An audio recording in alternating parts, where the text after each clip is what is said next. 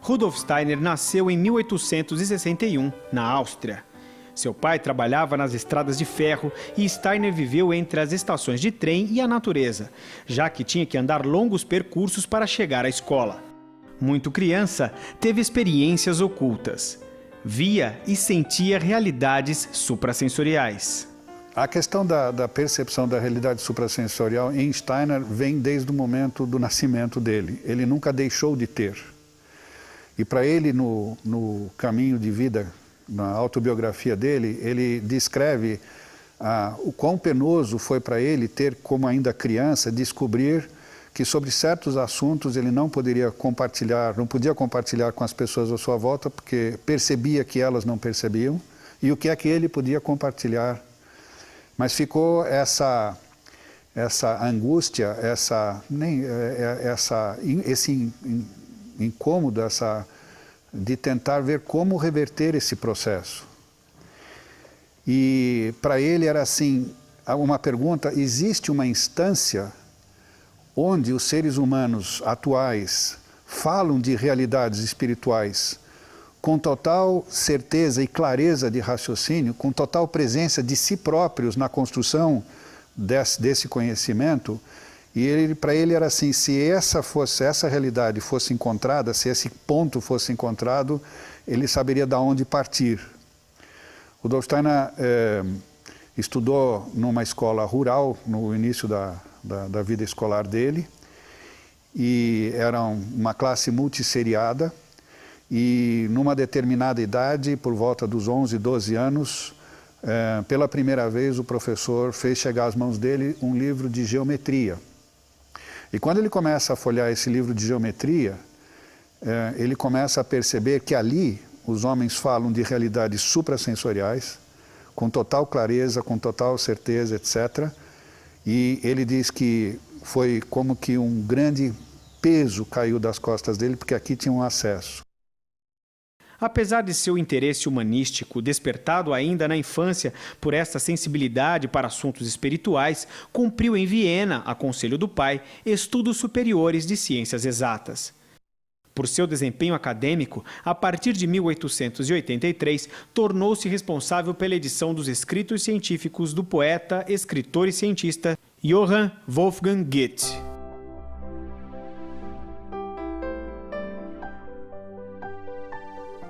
Convidado a trabalhar no arquivo Goethe-Schiller, em Weimar, na Alemanha, Steiner transferiu-se para essa cidade em 1890, onde residiu até 1897.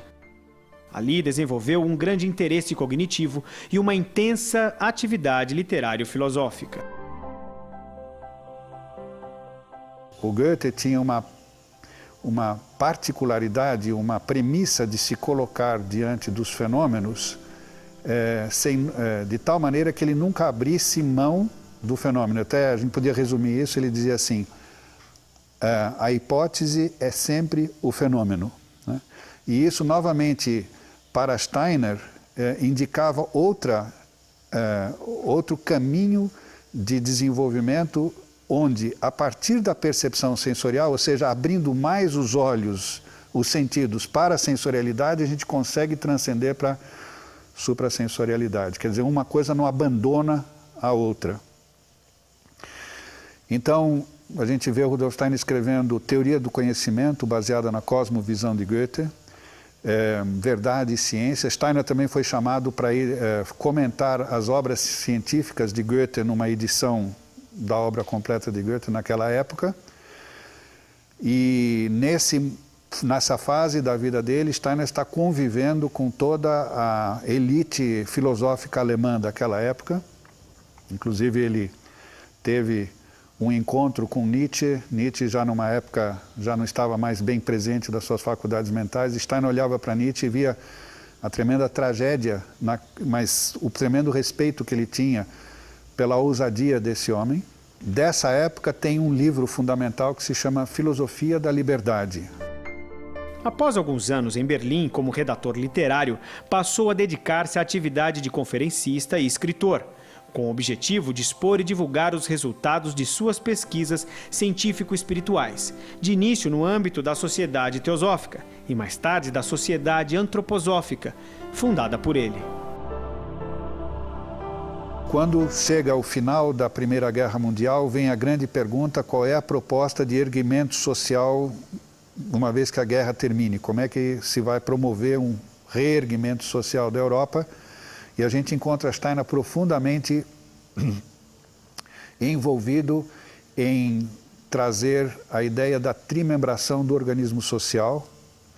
Essa ideia, esse plano foi bastante considerado quase até o fim. No fim ganhou o Plano Marshall, que inevitavelmente leva à Segunda Guerra Mundial. E esse movimento da trimembração do organismo social para por ali, mas pareceu que, como um broto de alguma coisa que foi podada, surge a pergunta pela pedagogia Waldorf. Surge a pergunta por uma escola, uma pedagogia fundamentada nessa cosmovisão, nessa ideia.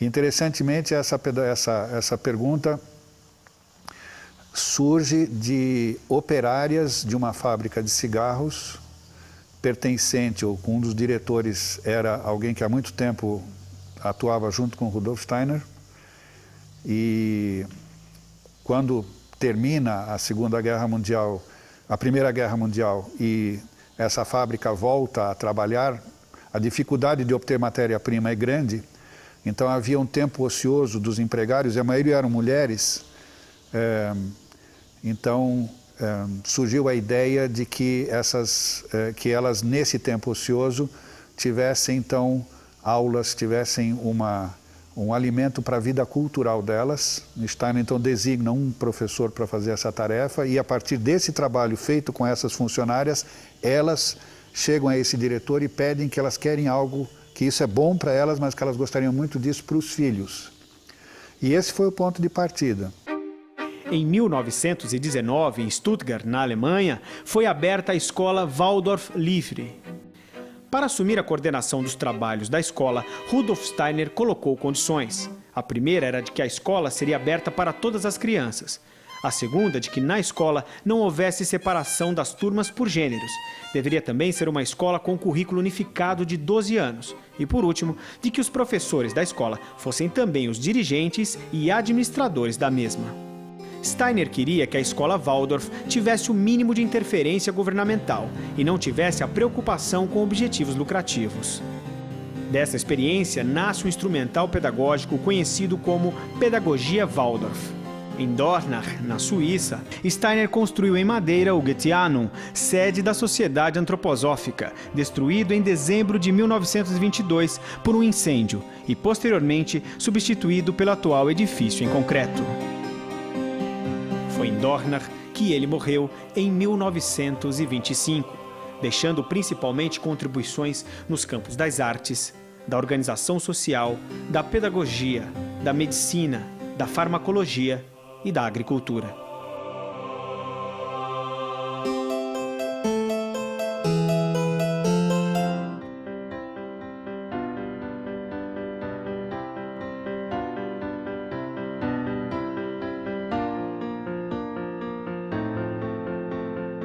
Falar na pedagogia Waldorf é falar também na antroposofia de Rudolf Steiner, e também conhecida como ciência espiritual.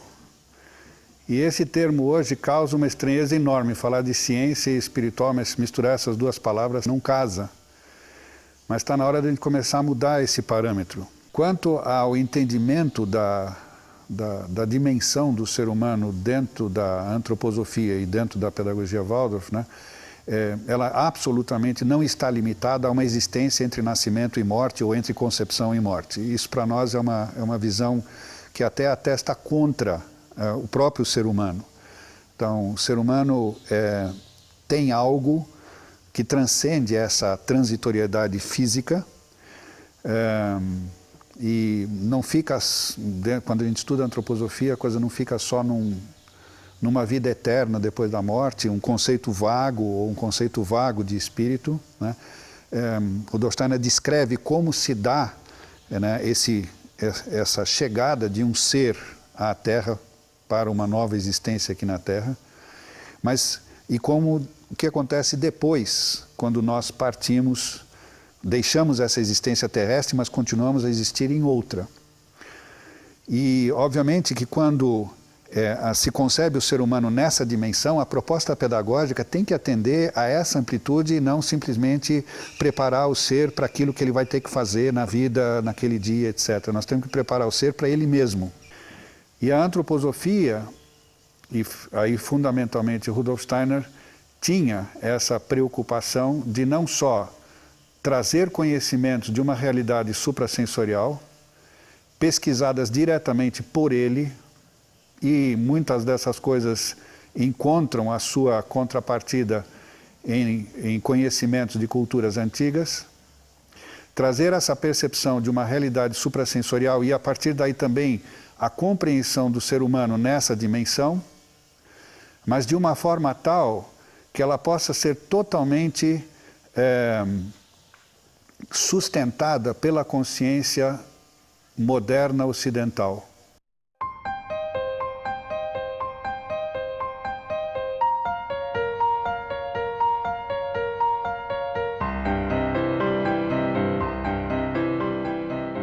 É interessante notar que durante os 3 primeiros anos de vida, o ser humano já apresenta tudo o que ele é. E é muito importante dar muita atenção a esses 3 primeiros anos de vida e ao que acontece neles. E nesses 3 primeiros anos de vida, o que acontece são 3 grandes conquistas. E eu sempre digo para os meus alunos, né, que se o ser humano fosse um ser natural, ele não seria um ser de conquistas. Ele seria um ser que se desenvolveria a partir da sua própria natureza. Porém, todo mundo sabe que ninguém conquistaria o ficar de pé e o andar sem que ele tivesse o exemplo de um outro ser que fica de pé e anda, um ou mais seres. Sabe-se de casos de crianças que cresceram na ausência do ser humano presente, como nas crianças, aquelas meninas lobo da Índia, que absolutamente não conseguiram chegar à conquista da posição ereta, que é a posição necessária para o desenvolvimento humano. A condição humana é a conquista do espaço físico na sua verticalidade, e aí a gente entra na relação com os 3 dimensões do espaço, cima, embaixo, direita, esquerda, frente e trás. E isso é feito no primeiro ano de vida, e é importante, por imitação, não, e portanto por conquista. Quando essa fase vai chegando a uma culminação, já começa a nascer uma segunda fase, que é a conquista da língua, de uma língua. Também é uma coisa exclusivamente humana. Aprender a ouvir e aprender a falar uma língua, né? Cada um de nós nasce com a possibilidade de aprender qualquer língua. Não existe nenhum entrave genético, a não ser que ele não tenha saúde, para não aprender determinada língua. Quer dizer, o aprender língua também é sobrenatural. É uma coisa que não se encontra na natureza. O andar também não se, o andar e a posição ereta também são sobrenaturais se apresentando na natureza. Então, nesse primeiro ano a gente aprende a conquistar o espaço físico e com o aprender a falar e ouvir uma língua, nós aprendemos a andar num espaço social, que é o espaço entre eu e o próximo. E quando depois, por volta dos 18, 19 meses, também esse espaço é conquistado, eu sempre digo aos meus alunos, a criança aprende a andar no espaço social, aí começa o desenvolvimento para o terceiro passo, que é a conquista do pensar. E essa conquista do pensar também, e é mais difícil a gente perceber isso, também se dá por imitação. Imitação de alguém que pensa, não é o que a pessoa pensa, mas o fato de alguém estar pensando em volta da criança faz com que ela imite a atividade do pensar. E nisso, a criança agora, nessa busca, nesse amadurecimento do pensar, entra no espaço individual.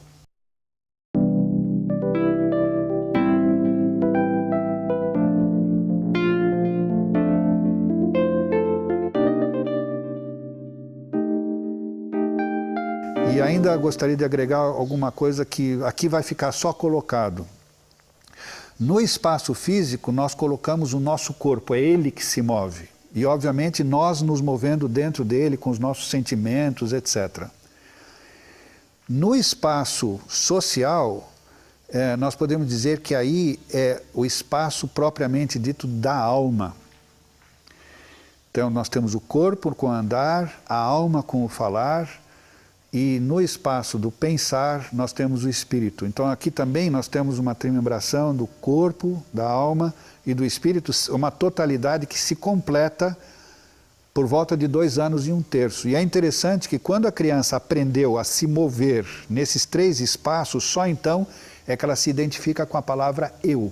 Pela primeira vez ela se identifica e daí para frente indissoluvelmente.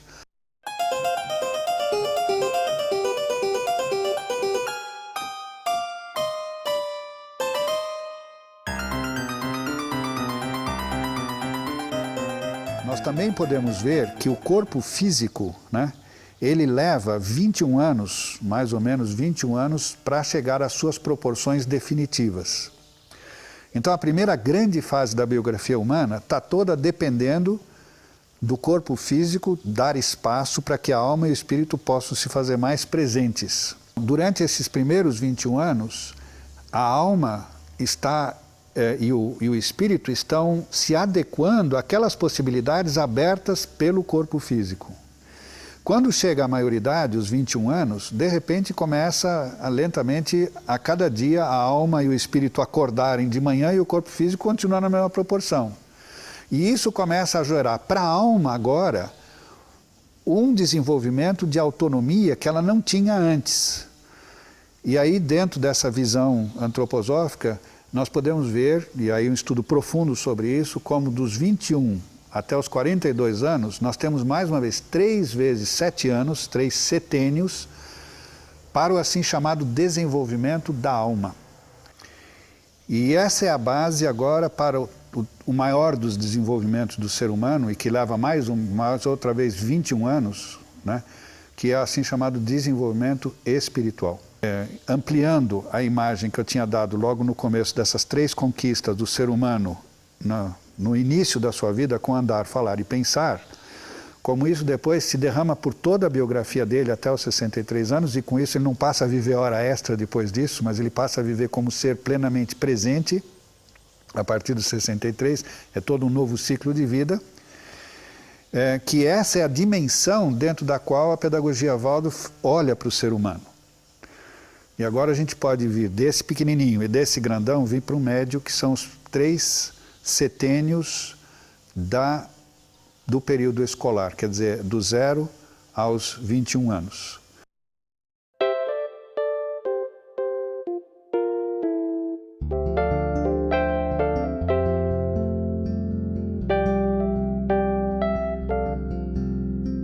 Então, a pedagogia Waldorf faz uma distinção bastante clara entre esses 3 primeiros setênios. O primeiro, do nascimento até a troca dos dentes, por volta dos 7 anos de idade. Hoje está acontecendo mais cedo, até por uma certa deficiência. Da troca dos dentes à puberdade, que também está sendo antecipada hoje. Isso é uma questão que a gente tem que ver que é problemática. E da maioridade, que deveria estar acontecendo aos 21 anos e está difícil de acontecer.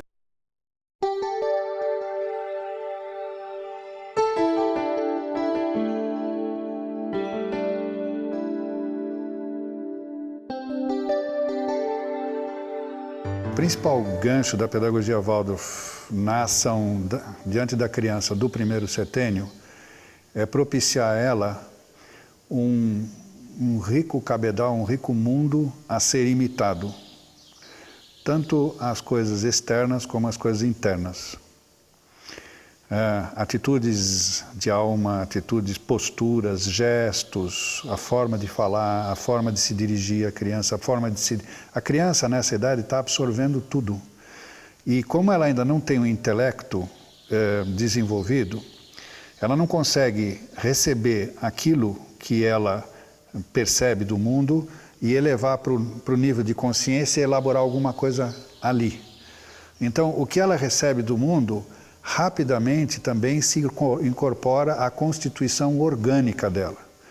Então, nesses primeiros 7 anos, a criança está realmente configurando o seu organismo. E esse período de configuração do seu organismo próprio, nós lemos que ele termina com a troca dos dentes. E a partir daí, a criança estaria pronta, então, para uma escolarização, e não antes. Então, dentro desse primeiro setênio, como eu já falei, nós atuamos a partir dos ecossistemas, do meio ambiente que nós propiciamos a ela. Entenda-se meio ambiente não só o externo, mas também o interno. Então, a criança é recebida por uma professora, uma jardineira, né? E a figura dela é como uma figura, nós podemos chamar de mãe. É um adulto que está lá, recebe as crianças, propõe as coisas do dia, conta histórias, faz versos, faz rimas. As crianças passam muito tempo também brincando livremente, porque é no brincar que de fato a criança está sendo criança e evolui. Então, tudo é muito tranquilo, tudo é muito calmo e tudo também é muito ritmado, ou seja, todos os dias tem a mesma sequência de atividades. E a criança então logo se habitua a essa sequência de atividades e nesse hábito ela adormece para uma insegurança, o que vai acontecer agora, que está sempre ligado para o que acontece fora, e pode, nessa acomodação, pode mergulhar dentro dela e trazer de dentro dela aquilo que ela precisa no brincar, no relacionar-se. Ela não precisa ficar intranquila que o dia vai ser diferente, ela não sabe o que vem a cada momento. Essas atividades no dia são ritmadas e existe uma diferença a cada dia. E então toda segunda-feira é marcada por uma determinada atividade e a criança muitas vezes identifica aquele dia da semana não como abstrato segunda-feira, mas é dia de fazer o pão, o dia de pintar, o dia de fazer o bordado. Então cada dia dentro das atividades programadas tem uma diferente, mas que se repete a cada segunda-feira. Então a criança começa a ter uma vivência não consciente, mas vive habitualmente dentro de atividades que a carregam durante a semana. E dentro, o ambiente de classe vai se adequando gradativamente às estações do ano, também às festividades do calendário cristão. Então, a gente pode dizer que durante um ano, o ambiente da classe passa por 4 estações. Então também aí uma criança que permanece 3 anos num jardim de infância desse, não só tem o ritmo diário, não só tem esse ritmo semanal, mas tem esse ritmo anual também, que culmina com festas, com festividades, etc. E isso tudo é uma forma de nós contextualizarmos a criança dentro de uma formatação, mas essa formatação garante que ela possa tranquilamente, dentro dos espaços que lhe são dados, ser ela mesma como criança. O maior efeito disso é ela estar confiante, ou não verbalmente confiante, mas existencialmente confiante dentro da sua própria corporalidade. Então, é bastante comum e necessário que no jardim de infância tenha uma boa caixa de areia. A caixa de areia é um lugar maravilhoso para a criança exercitar todo o seu desenvolvimento de primeiro setênio. É importante que tenha árvores para as crianças treparem. O desenvolvimento é a relação, é o bem-estar que a criança sente no seu próprio corpo. Uma criança que consegue saltar, correr, pular, equilibrar-se, realmente se sentir bem no corpo. Esse é um dos bons objetivos da educação no primeiro setênio. E que ela também desenvolva bons hábitos de vida. E esses hábitos vêm através dessa ritmização do tempo. Então, dentro desse contexto que eu venho colocando a situação da educação infantil, qualquer programa, por mais leve que seja, que já aponte para um aprendizado assim chamado acadêmico, aprender a ler, aprender a escrever, etc., no nosso entendimento, atua contra as necessidades que a criança tem no seu próprio desenvolvimento ainda orgânico. E esse é um capítulo bem maior que precisaria ser, eu só vou anunciá-lo assim, né?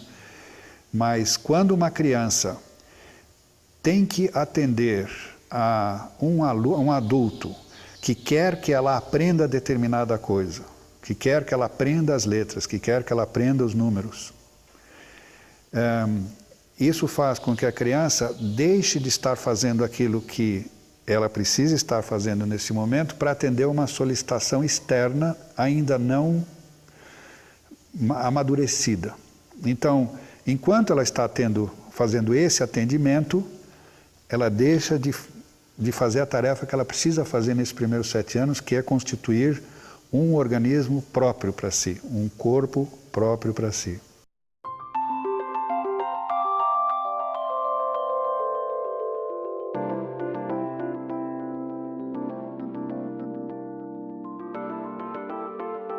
Quando a criança, passando o 7º ano de vida,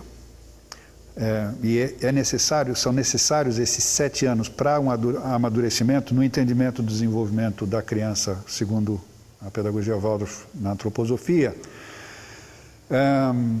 a criança agora, a partir da troca dos dentes, ela... também aí é um grande capítulo de estudar mais aprofundadamente, ela dispõe de novas faculdades. Por exemplo, a criança agora, após a troca dos dentes, consegue permanecer de uma forma mais constante diante de representações mentais. Então, uma criança, voltando para trás, no primeiro setênio, você está contando uma história para ela, ela forma toda uma representação mental da história, mas depois que a história vai embora, isso também vai embora. Então vai e volta essa questão das representações mentais. Mas agora, depois da troca dos dentes, a gente percebe isso, Piaget também já estudou muito bem isso, né? Como a criança agora lida de uma forma mais direta com representações mentais. As representações mentais passam a participar mais cotidianamente da vida dela. E agora vem a tarefa da educação, e aí fundamentalmente no primeiro setênio, no segundo setênio, ou no período do ensino fundamental, o que é que nós trazemos como, digamos assim, patrimônio para essa criança que agora tem essa relação mais direta com representações mentais. E representações mentais, fundamentalmente, têm a ver com imagens. Não exclusivamente, mas fundamentalmente também. É muito difícil nós termos uma representação mental de uma coisa sonora, de uma música. Mas mesmo assim, essa vivência musical da criança também faz com que ela se coloque diante desse mundo de uma forma mais permanente. Então, começa a haver então a preocupação, que patrimônio nós trazemos para alimentar esse mundo de representações mentais, e essas representações mentais vão começar a constituir o fundamento da memória da criança. Agora a criança trabalha de uma forma mais direta e mais autônoma com a questão da memória. Então a pergunta é assim, como levar para a criança assuntos, conhecimentos que se instalem na memória dela de uma forma mais saudável possível, de uma forma mais prazerosa, de uma forma mais plena. E isso para nós é através de vivências. Então, no ensino fundamental, nós temos como base sempre desenvolver as matérias de modo tal que elas produzam ricas vivências na alma da criança. Essas vivências, ela consegue, com uma coisa vivenciada, ela consegue se relacionar. Com uma coisa meramente intelectual, ela só consegue pensar, mas ela não vincula o seu ser com aquilo que ela pensa, mas com o que ela vivencia, sim. Dentro da formação de professor Waldorf, isso requer todo um capítulo de como lidar com isso. E isso também aponta para o fato de que na pedagogia Waldorf o ensino é criado pelo professor para os seus alunos. E quando eu digo seus alunos, nós temos essa peculiaridade de que um professor ou professora no ensino fundamental acompanhe a classe durante as 8 séries da duração desse tempo, durante 8 séries. Esse professor, essa professora, torna-se um referencial muito forte para a criança. Assim é que quando eu, por exemplo, estou dando matemática na 3ª série para a Mariazinha, né, e eu sei como é que foi a matemática da 2ª e da 1ª série, como é que foi a Mariazinha na matemática da 2ª e 3ª série. Isso está comigo agora, e eu vou, talvez algumas dificuldades que ela possa ter recebido, isso volte, eu tento encontrar uma forma de trazer a Mariazinha para dentro do assunto da matéria, que fica muito difícil se eu sou um professor que estou com a Mariazinha naquele ano e no ano seguinte é um outro professor de matemática, etc. E assim acontece na pedagogia Waldorf com a maioria das matérias. É uma recomendação que a pedagogia Waldorf faz de que as crianças tenham, desde a 1ª série, acesso a uma, ou de preferência 2 línguas estrangeiras. Eles também têm aulas de trabalhos manuais, que é alguma coisa assim bem peculiar, porque esses trabalhos manuais se desenvolve através de fio. Todos aprendem a fazer tricô na 1ª série, depois vão fazer crochê na 2ª. Meninos e meninas. Voltam a fazer tricô um pouco mais complicado na 3ª série, ponto cruz na 4ª, e assim vai, até tecelagem bastante já evoluída no ensino médio. Quer dizer, até o fim do ensino médio é tudo por um fio, ou vários fios, né? Eles têm também aula de música, eles têm aula de educação física. Nessas aulas avulsas, eles têm aula de canto. Todas as crianças aprendem a cantar e todas as crianças aprendem a tocar um instrumento. O instrumento básico é a flauta doce. E outro elemento muito presente na pedagogia, no ensino fundamental, peças de teatro, dramatização. Quando nós falamos que o ensino se deve dar através de vivências, isso implica também em que uma vivência ela acontece na forma mais saudável quando ela tem um teor artístico compatível. Então, quando nós falamos da pedagogia Waldorf, ela deveria ser entendida como uma arte de educar. Não é uma ciência do educar, mas ela é mais do que uma ciência, ela é uma arte de educar. E então, nós temos uma arte de educar através muito do elemento artístico também. Então, as crianças aprendem a pintar, as crianças aprendem a esculpir, as crianças aprendem a tocar música, as crianças aprendem a se movimentar. Tudo isso faz parte de suprir as necessidades para esse ecossistema que é o assim chamado 2º setênio ou período do ensino fundamental de 8 anos.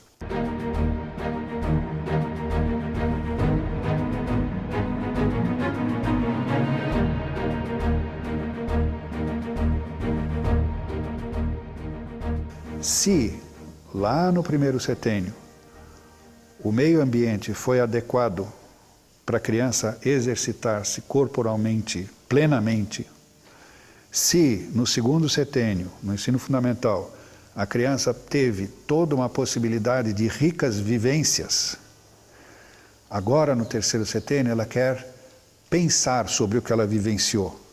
Ela quer elevar para a consciência de forma mais racional, de forma mais intelectual, mais abstrata, as coisas que ela vivenciou antes. Então agora chegou o setênio onde o que está na berlinda é a capacidade de pensar relacionando uma coisa com outra. A gente começa a planar mais sobre os determinados conteúdos, enquanto que no 1º setênio era mais uma coisa, outra coisa. Agora começa a se ver o que é isso que eu trago dentro de mim, como é que uma matéria se relaciona com outra, etc. O 1º setênio é mais fortemente vinculado com o querer, o segundo setênio mais com o sentir e o terceiro mais com o pensar. Obviamente, nós não podemos destrinchar essas três coisas como compartimentalizadas. As três estão sempre presentes, mas em cada faixa etária existe mais a ênfase de uma sobre as outras. Quando então vai para o ensino médio, entra o princípio do especialista em cada matéria. Agora sim, o professor de matemática é um professor de matemática, o professor de história é um professor de história, o professor de geografia é um professor de geografia, mas o ensino continua sendo dado em épocas numa aula principal. Então tem uma época de física, depois é uma época de matemática, depois é uma época de química, depois é uma época de botânica, e assim vai se sucedendo no tempo, e cada época dessas com um professor diferente.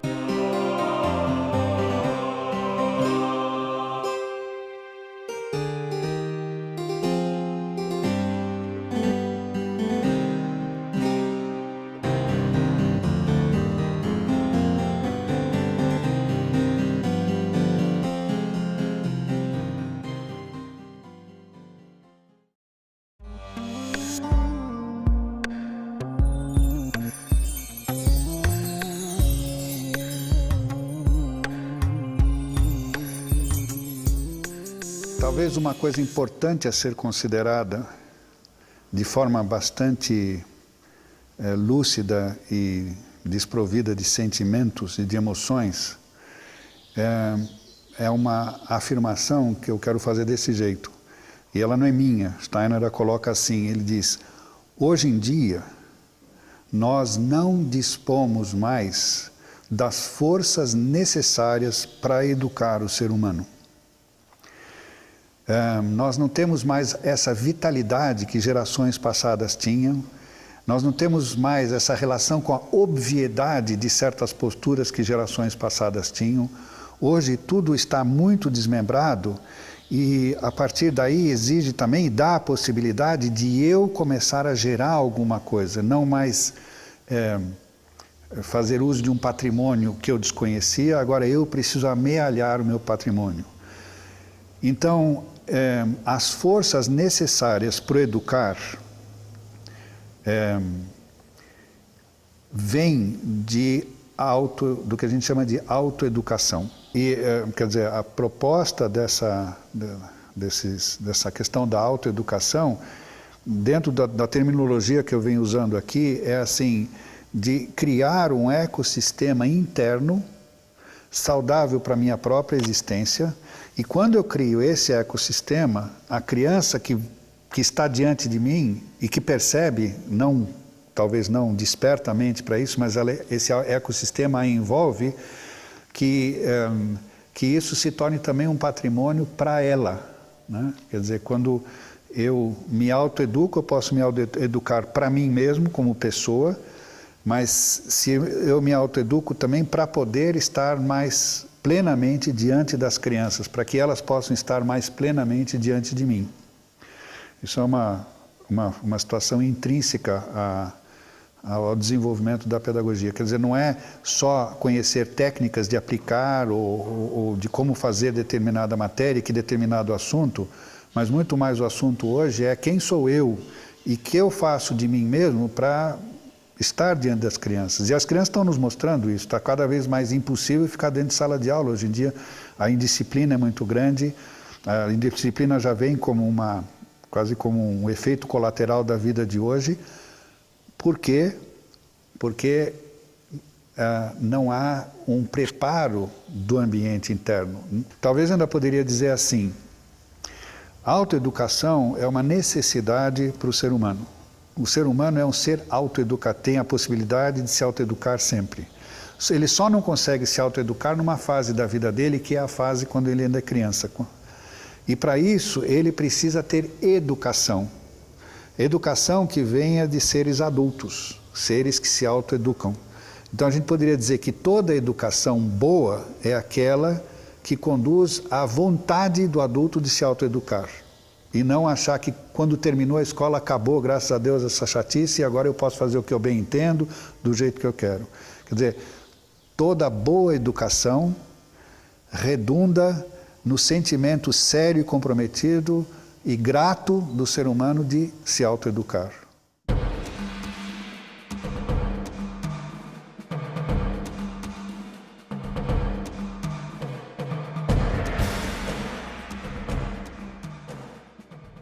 talvez seja importante ressaltar que a pedagogia Waldorf só se dá por satisfeita quando o assunto que é trabalhado não fique só na cognição, quando esse assunto cognitivamente apreendido recebe uma integração dentro de sentimentos, e aí vivências, e a partir dessas vivências depois haja a disposição de colocar isso em prática, de transformar isso em ação, ou seja, um pensar vinculado com um sentir que deseja se transformar em ação. Tudo depende no fim da coisa se transformar em ação.